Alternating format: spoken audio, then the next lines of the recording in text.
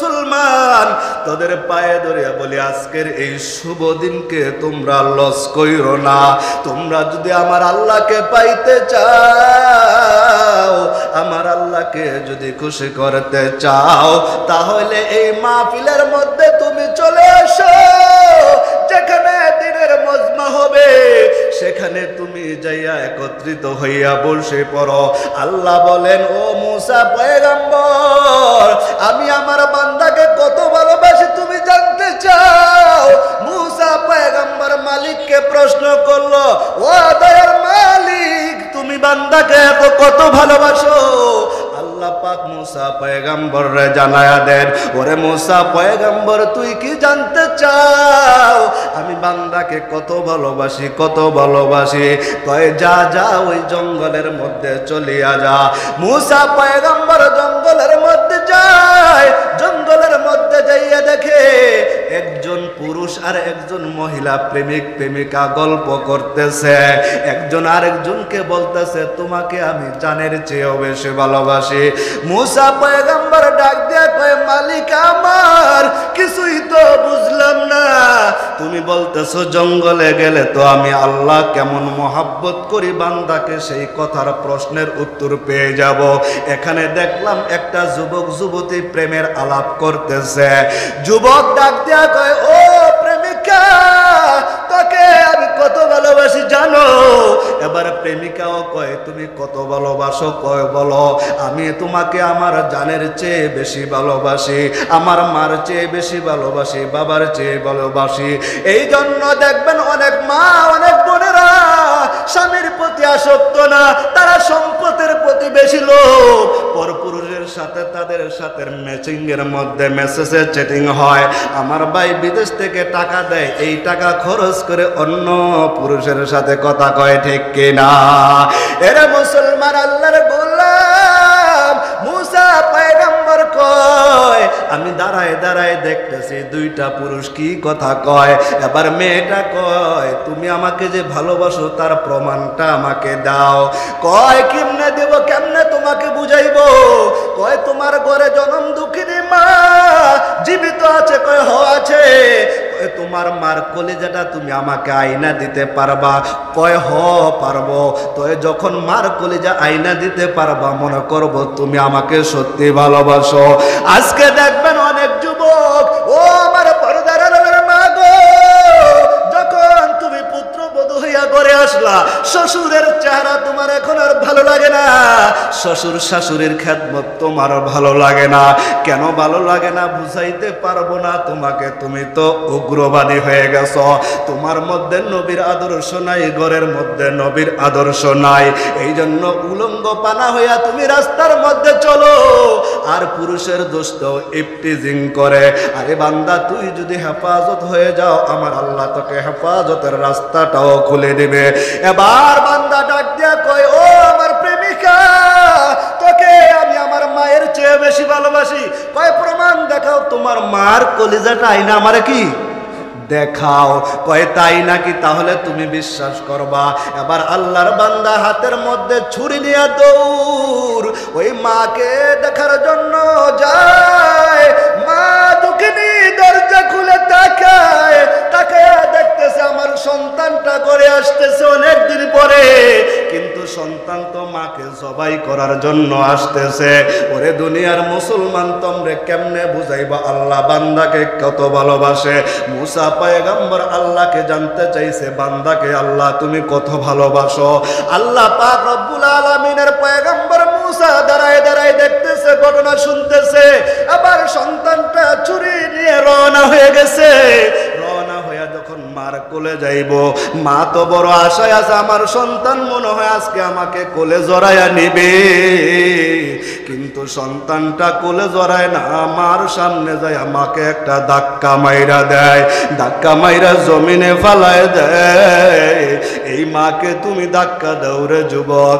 ওরে পর্দার আড়ালের মা, ও নারায়ণগঞ্জের মুসলমান গো,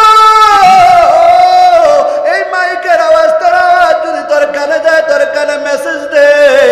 মা বাবার সাথে সাথে নাফরমানি করবি তো আল্লাহর জাহান্নাম, মা বাবার সাথে সদাচরণ করবি তো আল্লাহর জান্নাত তোর জন্য রনি।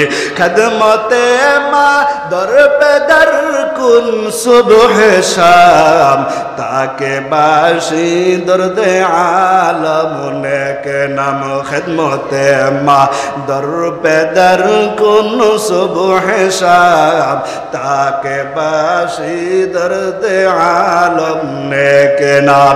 এবার সন্তানটা মাকে লাত্তি মেরে জমিনের মধ্যে ফালায় দেও। ফালায় দেওয়ার পরে শুরু দিয়া মার কলিজাটা ভাইর কইয়া রওয়ানা।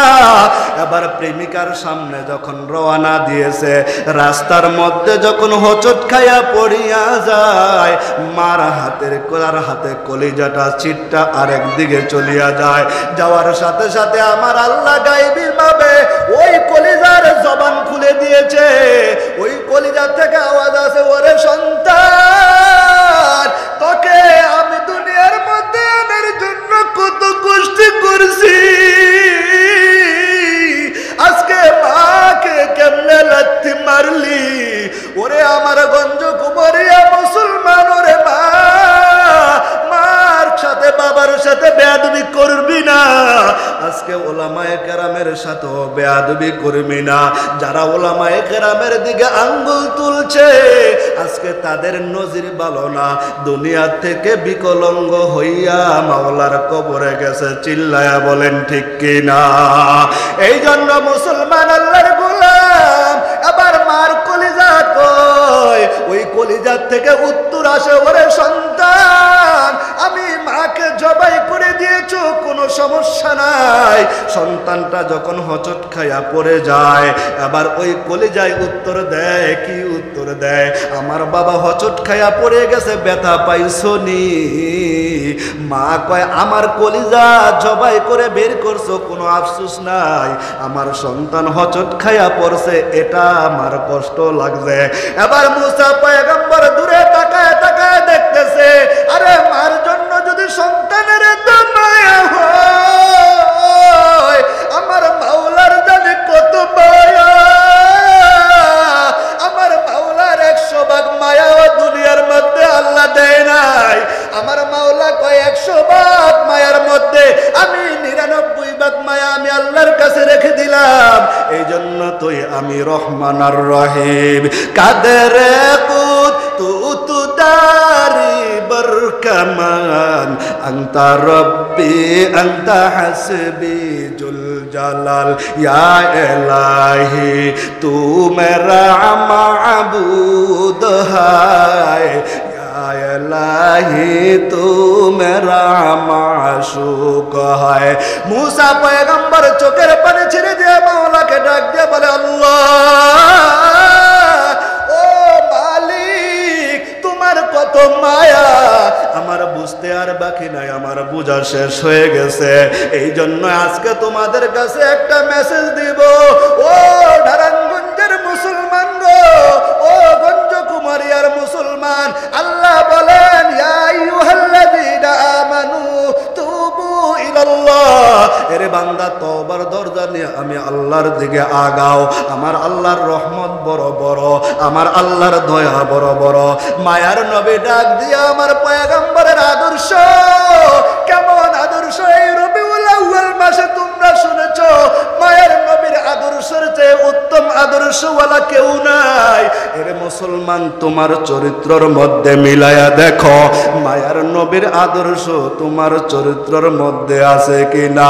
তুকু যাওয়ে সুন্নতে আহমদ খুঁজা বা মোহাম্মদ কৈবুয়াদ নসবত তোরা। এরা মুসলমান আল্লাহর গোলাম, মায়ার নবীর আদর্শ দেখা ইহুদি বেঈমান মুসলমান হয়ে গেল। মায়ার নবী যখন অসুস্থ হয়ে যায়, মৃত্যুর শয্যায় কাছাকাছি চলে যায়, আবার মায়ার নবী ডাক দিয়ে, আমার সাহাবীরা তোমরা শোনো, আমি তো মদিনায় অনেক দিন বসবাস করলাম, আমার দ্বারা যদি কেউ কষ্ট পাইয়া থাকো, আমার কাছে যদি কেউ পাওনা থাকো, তোমরা দাঁড়ায়া বলো। আল্লাহর পয়গম্বরের এক সাহাবী দাঁড়ায়া কয়, ও পয়গম্বর, আমি তো আপনার কাছে 3টা দিনার পাবো। কয় সাহাবী তুই 3 দিনার কখন আমাকে দিয়েছ? পয়গম্বর ডাক দিয়া কয় ওরে আমার সাহাবী ফজল, নবীর চাচাতো ভাই ফজলকে ডাক দিয়া বলে যা যা ঘরের মধ্যে থেকে 3টা দিরহাম আইনা তাকে দিয়া দে, তবু আমি মৃত্যুর আগে দেনা পরিশোধ হইয়া দুনিয়ার থেকে যাইতে চাই। কয় কখন আপনার কাছ থেকে এই 3 দিরহাম নিয়েছিলাম? কয় পয়গম্বর আপনার কাছে একটা লোক আসছিল সাহায্য চাওয়ার জন্য, আপনার পকেটে টাকা ছিল না, আমার কাছ থেকে ধার নিয়ে আপনি দিয়েছেন। আবার পয়গম্বর কয় ভাই তারপরও আমি দুনিয়া থেকে যাওয়ার আগে দেনা পরিশোধ করে যাইতে চাই। আজকে টাকা পাওনেওয়ালা যদি তোমার বাড়িতে যায়, তোমার বাড়িতে যাওয়ার পরে পাওনাদারের সাথে তুমি খারাপ আচরণ করো, আরো বড় তো তুমি টাকা পাইবা তো টাকা দিব, তোমার টাকা আমি কি মাইরা খাইয়া যাবো? মিয়া প্রত্যেকদিন বাড়িতে আয়ো, তুমি প্রত্যেকদিন বাড়ির টাকা দাও না, খেলে বেটা আসে এটা দোষ, তুমি দিতে পারো না এটা দোষ নাই না। আল্লাহ পাক আমাদেরকে বুঝা আমল করার তৌফিক দান করুক। ওয়া মা আলাইনা ইল্লাল বালাগ। আলহামদুলিল্লাহ, আল হুদা পরিষদের উদ্যোগে ইসলাহী মাহফিলে আমরা একত্রিত হইতে পারছি, এই জন্য শুকরিয়া আদায় করি আলহামদুলিল্লাহ। এই মাহফিল পাইয়া আমরা খুশি না বেজার? একজন বেজার, ওর নাম হয়েছে মিস্টার, ও তো সবাই জানেন, আপনারা তো ওয়াজ জানেন মাশাআল্লাহ। আল্লাহ পাক রব্বুল আলামিন বলেন আফা হাসিবতুম আন্নামা খালাকনাকুম আবাসা, আফা হাসিবতুম আন্নামা খালাকনাকুম আবাসা ওয়া আন্নাকুম ইলাইনা লা তুরজাউন। আমার আল্লাহ ডাক দেয়া বলে এ দুনিয়ার মুসলমান, আমি আল্লাহ তোদেরকে অনার্থক বানাই নাই রে বান্দা। দুনিয়ার মানুষ যখন কোনো কিছু বানানোর চেষ্টা করে রে বান্দা, তার দিলের ভিতরে কোনো উদ্দেশ্য থাকে, আমি এটা দিয়া আমার জীবনের সাংসারিক জীবনকে উন্নতর দিকে নিয়ে যাইব। আমার আল্লাহ পয়গম্বরকে ডাক দেয়া কয় পয়গম্বর আপনি আপনার উম্মতদেরকে জানায়া দেন তারা যেন আপনার রসুলের অনুসরণ করে, তাহলে আমি আল্লাহকে তারা পাওয়া সম্ভব হয়ে যাব। কেমনে কেমনে রসুলকে পাওয়া যাব? ও বন্ধু কুমারী আর মুসলমান গো, ও আমার পর্দার আড়ালের মা গো, আজকে এই আল হুদা পরিষদের মাহফিল পেয়ে তোমরা কত ধন্য গো।